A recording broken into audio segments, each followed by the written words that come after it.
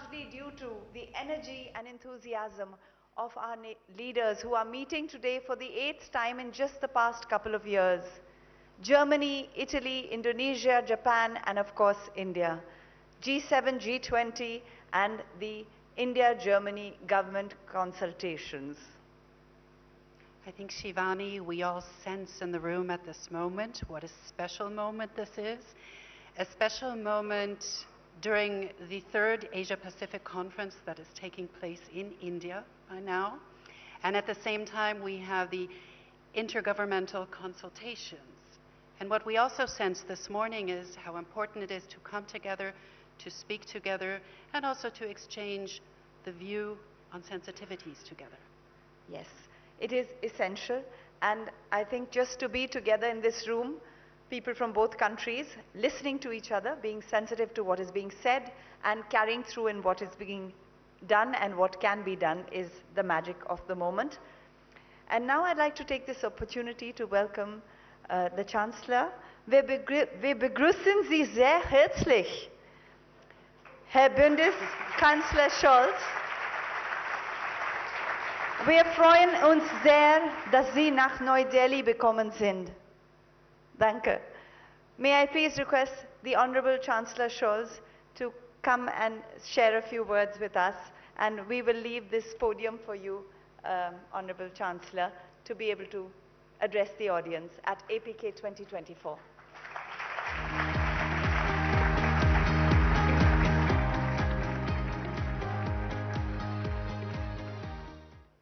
Prime Minister Modi, Ministers, Mr. Bush, distinguished friends and guests of the Asia-Pacific Conference of German Business. A few days ago, economists Darren Acemoglu, Simon Johnson, and James Robinson were awarded the so-called Nobel Prize in Economic Sciences. They received this prestigious accolade for their work on how democracies and democratic institutions spurs prosperity and economic growth. I think it's important that they all worked on this and wrote a lot of letters and text on this question. And Simon Johnson added in a recent interview that true, genuine, inclusive democracy matters very clearly when it comes to economic success. The organizers of this year's Asia-Pacific Conference of German Business probably didn't foresee the decisions by the Royal Swedish Academy. But by inviting us to India, you had the right instinct. Today, we are meeting in the world's biggest democracy, the fastest growing major economy in the world with the most rapidly expanding renewable energy sector of any major economy.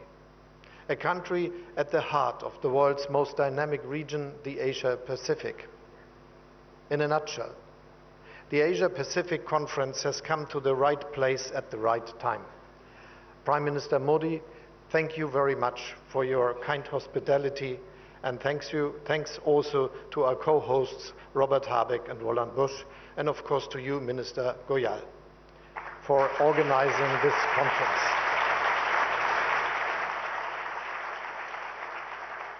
I mentioned this year's Nobel laureates because the message couldn't be more topical. Not only do many democracies face pressure from within, from populists and extremists who peddle simplistic solutions to highly complex problems.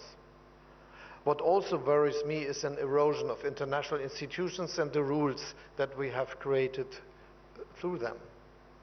As the 3 Nobel Prize laureates tell us, this is not just a political problem, but also an economic one. Because a world where reliable institutions and common rules erode is a more unstable world, a less prosperous world, a poorer world. The world of the 21st century is something where progress is a question we have to work for. But in a multipolar world, there is no global policeman, no single watchdog monitoring our common rules and institutions. Each and every one of us is called upon to defend and uphold them. If Russia was to succeed with its illegal, brutal war against Ukraine, there would be repercussions far beyond Europe's borders. Such an outcome would endanger global security and prosperity as a whole. The Middle East remains another constant source of tension and a stark reminder of the human cost of division and the world's inability to reach political solutions. The Korean Peninsula, the South and East China Sea all remain flashpoints of potential conflicts, even though we all hope that these conflicts can be contained. So my first message to all of you today is this: let us do whatever we can to bring about political solutions to these conflicts, solutions that are based on international law and the principles of the UN Charter. This is not only an ethical and political obligation. It is also imperative if we want to safeguard prosperity and trade and economic cooperation. We need to match words with deeds. The visit of a German frigate to India, as well as to Japan, Korea, and Southeast Asian countries, underlines our commitment to open seas and international law. At our intergovernmental consultations with India, we also want to deepen our cooperation on defense and agree to bring our militaries closer together. Our overall message is clear: we need more cooperation, not less. Globalization has been and remains a tremendous success story for all of our nations. Around 1 billion people in developing and middle-income countries alone have joined the middle class thanks to global value chains, cross-border investments, and economic cooperation. Many countries in the Asia-Pacific region are perfect examples here. This is why I keep telling the proponents of deglobalization and decoupling, or whatever the protectionists' policies are being called these days, let's be careful. In the short term, those concepts may sound tempting, but ultimately they lead to weaker growth, higher prices, lower global prosperity, and less competition, which in turn means less innovation. We need to take a different approach, one that I would like to call being open without being naive. Yes, we must avoid one-sided dependencies, particularly in areas of strategic important critical raw materials and certain technologies, for instance. But for us, de-risking doesn't mean less trade or less openness. For us, de-risking means diversification. And this diversification is happening. Look at how German-Indian business relations have developed in recent years. Relations that benefit both sides. Every week an aircraft from the Airbus A320 family is being delivered from my hometown, Hamburg, to India's booming airlines. And for Germany's Lufthansa, India has become the most important growth market in Asia. 50% of passenger wagons of Indian railways are based on a design by Linke Hofmann Busch, designed in Germany, made in India. Most of the train brakes are made by Knorr-Bremse, all of them produced in India. German cars dominate the Indian premium market and ramp up local manufacturing, creating thousands of jobs. In return, the modern software in a Mercedes-Benz vehicle comes from Bengaluru. And you, Mr. Busch, recently wrote in an article that Siemens is seeking to take industrial AI to the next level with the help of talent based here in India. Opportunities abound for both sides. And I could tell similar stories of German companies working in Indonesia, Malaysia, Vietnam, South Korea, Japan, or other countries in the region. We want to drive this positive development. Free trade is at its core. However, free trade doesn't mean trade without rules or institutions. On the contrary, a crucial institution when it comes to increasing global prosperity is the World Trade Organization. All of us are better off when its principles are respected again and we don't lash out on each other with tariffs. I'm personally committed to achieving this. On the one hand, This means restoring the legal system for setting trade disputes. And on the other hand, China, now an industrial giant, should give up the special treatment it has received as a developing country. Together, these steps can lead us to finally lifting the blockade at the WTO, a blockade which is a danger to free and fair trade. Countries of your region understand that. The comprehensive and progressive agreement for Trans-Pacific Partnership is an impressive commitment to free and fair trade.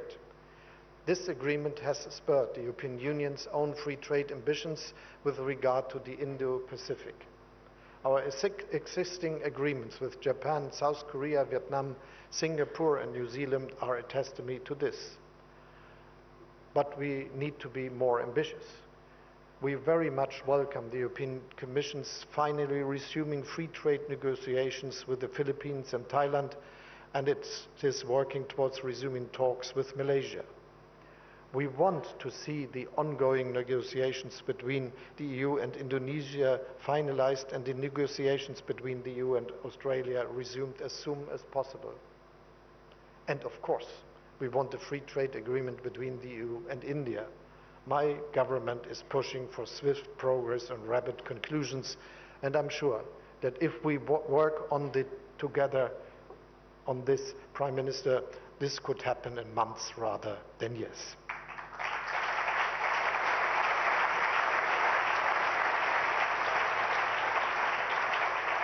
There is one last aspect that I would like to mention, as it underlines what I mean by being open without being naive.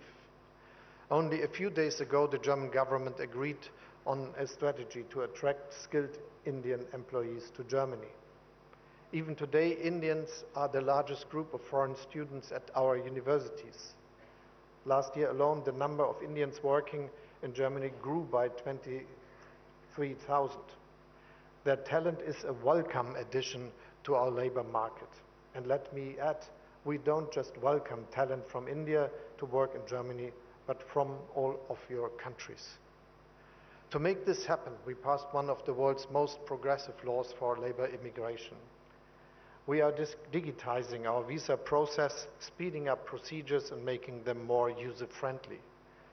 At the same time, we are reducing irregular migration and facilitating returns of those who have no right to be in our country. The message is that Germany is open for skilled workers, but that we can decide who comes. This is important because only then will our citizens continue to accept our openness.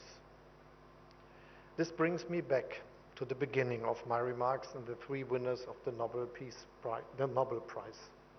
One of the key lessons of their work is that open societies are more likely to prosper. We need to maintain the spirit of openness in our countries and in today's world. So let us be the ones that spread it. Thank you very much.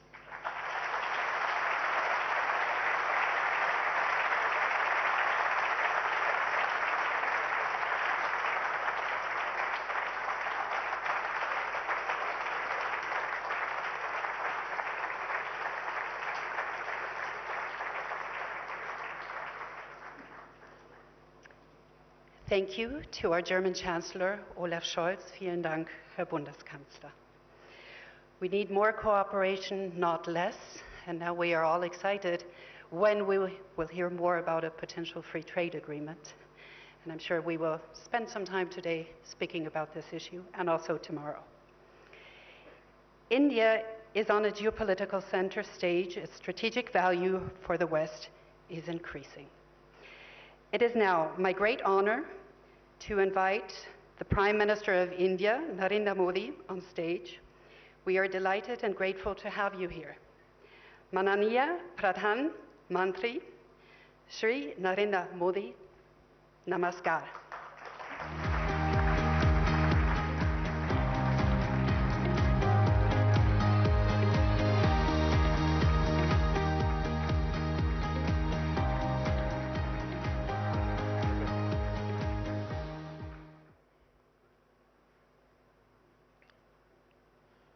Excellency, Chancellor Scholz, vice chancellor doctor Robert Habeck, Bharat सरकार के मंत्रीगण, Asia Pacific Committee of German Business के chairman doctor Bush, Bharat, Germany और Indo Pacific देशों के industry leaders, देवी और सज्जनों, नमस्कार, गुटन टाग। साथियों, आज का दिन बहुत विशेष है। मेरे मित्र चांसलर शोल्ज चौथी बार भारत आए हैं, पहले मेयर के रूप में और 3 बार चांसलर बनने के बाद उनका यहां आना भारत जर्मनी संबंधों पर उनके फोकस को दिखाता है। 12 साल के बाद भारत में Asia Pacific conference of German business का आयोजन हो रहा है। एक तरफ यहां सीईओ की फोरम की बैठक हो रही है, दूसरी तरफ हमारी नौसेना साथ में अभ्यास कर रही है। गोवा में German naval ships port call पर है और अब से थोड़ी ही देर में भारत और जर्मनी के बीच 7वें इंटर गवर्नमेंटल कंसल्टेशन का भी आयोजन होना है।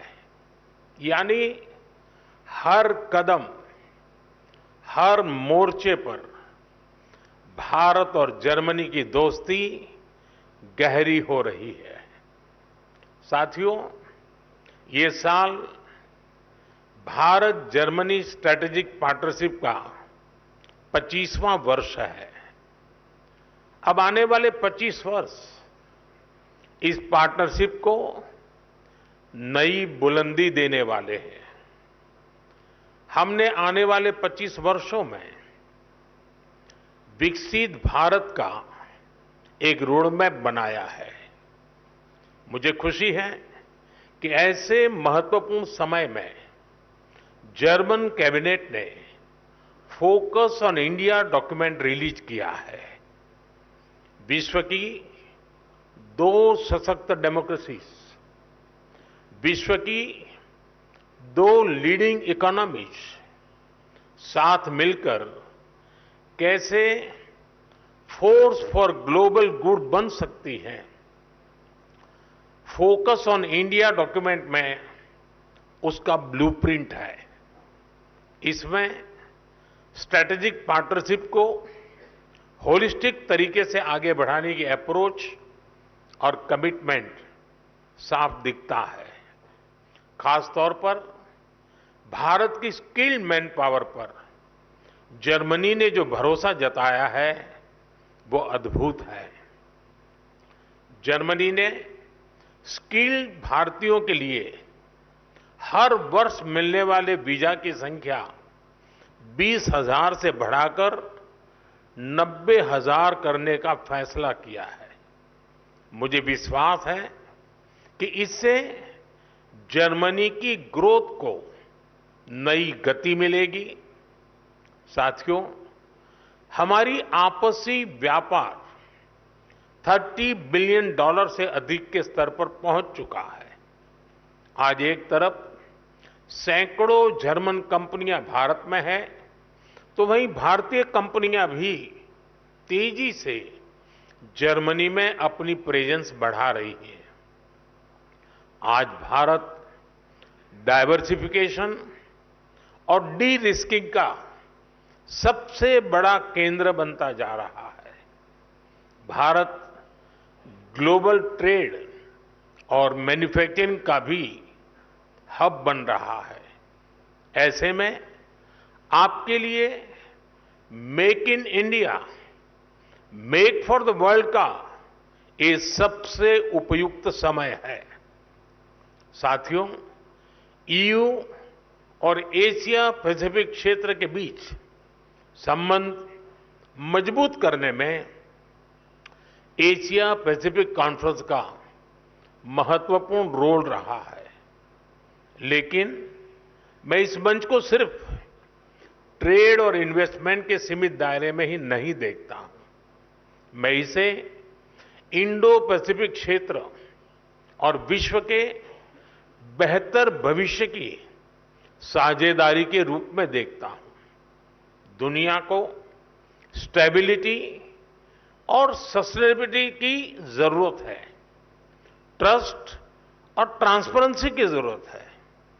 चाहे सोसाइटी हो या फिर सप्लाई चेन, हर मोर्चे पर इन वैल्यूज को बल देने की जरूरत है।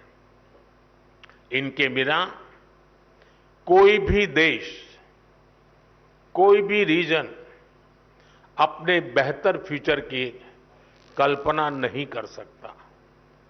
इंडो पैसिफिक रीजन तो दुनिया के फ्यूचर के लिए बहुत जरूरी है।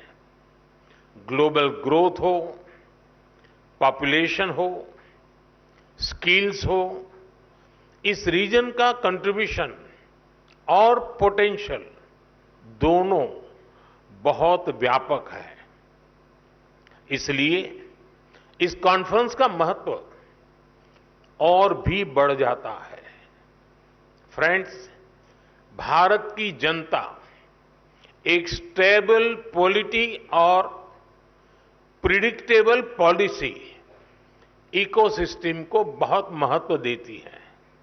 यही वजह है कि 60 साल बाद एक सरकार को लगातार थर्ड टर्म मिला है। भारत की जनता का ये ट्रस्ट बीते एक दशक में रिफॉर्म, परफॉर्म, ट्रांसफॉर्म वाली गवर्नेंस के कारण मजबूत हुआ है। जब देश का सामान्य नागरिक ये सोच रहा है, तब आप जैसे बिजनेस के लिए, आप जैसे इन्वेस्टर्स के लिए भारत से बेहतर स्थान क्या हो सकता है।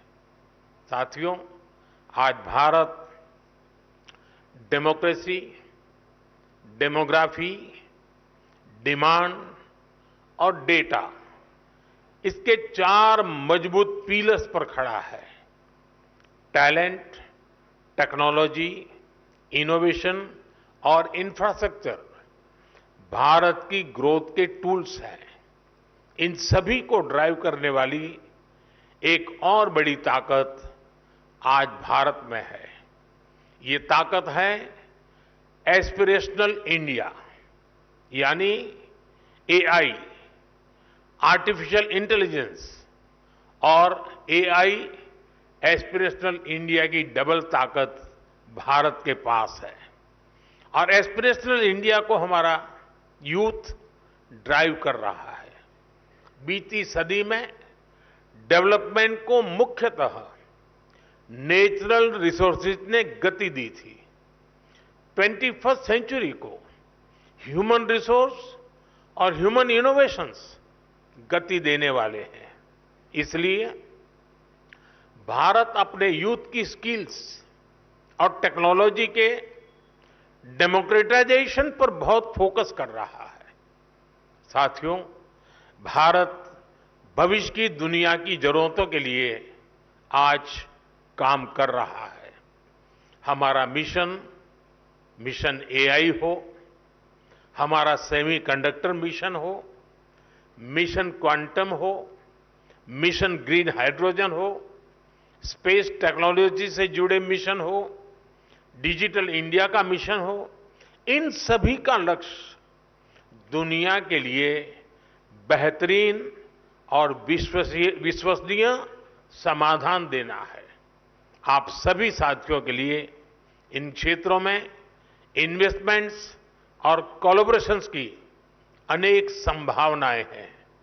साथियों, भारत हर इनोवेशन को एक शानदार प्लेटफॉर्म और बेहतरीन इंफ्रास्ट्रक्चर देने के लिए कमिटेड है।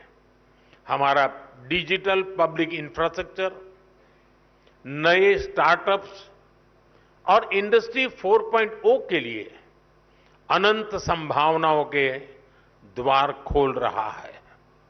आज भारत अपने फिजिकल इंफ्रास्ट्रक्चर को पूरी तरह से ट्रांसफॉर्म करने में जुटा है। रेल, रोड, एयरपोर्ट और पोर्ट में रिकॉर्ड इन्वेस्टमेंट किया जा रहा है। इसमें जर्मन और इंडो पैसिफिक रीजन की कंपनियों के लिए अनेक संभावनाएं हैं। मुझे खुशी है कि रिन्यूएबल एनर्जी को लेकर भारत और जर्मनी मिलकर काम कर रहे हैं। पिछले महीने ही गुजरात में जर्मनी के साथ मिलकर चौथा global renewable energy investors meet आयोजित किया गया है। ग्लोबल लेवल पर रिन्यूएबल एनर्जी में निवेश के लिए भारत जर्मनी प्लेटफॉर्म भी लॉन्च किया गया है। मुझे उम्मीद है कि ग्रीन हाइड्रोजन इकोसिस्टम की जो संभावनाएं भारत ने बनाई है, उसका फायदा भी आप जरूर उठाएंगे। साथियों, भारत की ग्रोथ स्टोरी से जुड़ने का यही समय है, सही समय है, जब भारत का डायनेमिज्म और जर्मनी का प्रिसिशन मिलता है, जब जर्मनी की इंजीनियरिंग और भारत का इनोवेशन मिलता है, जब जर्मनी की टेक्नोलॉजी और भारत का टैलेंट मिलता है, तब इंडो पैसिफिक के साथ साथ पूरी दुनिया का बेहतर भविष्य तय होता है। साथियों, आप बिजनेस वर्ल्ड से जुड़े हैं। आपका तो मंत्र होता है, when we meet we mean business. लेकिन भारत आना सिर्फ बिजनेस ही नहीं होता। भारत के कल्चर, कुजीन और शॉपिंग को आपने समय नहीं दिया तो आप बहुत कुछ मिस करेंगे। मैं आपको विश्वास दिलाता हूं, you will be happy and back home your family will be happier. ये कॉन्फ्रेंस और भारत में आपका स्टे दोनों मंगल हो, इसी कामना के साथ आप सभी का बहुत बहुत धन्यवाद। Thank you.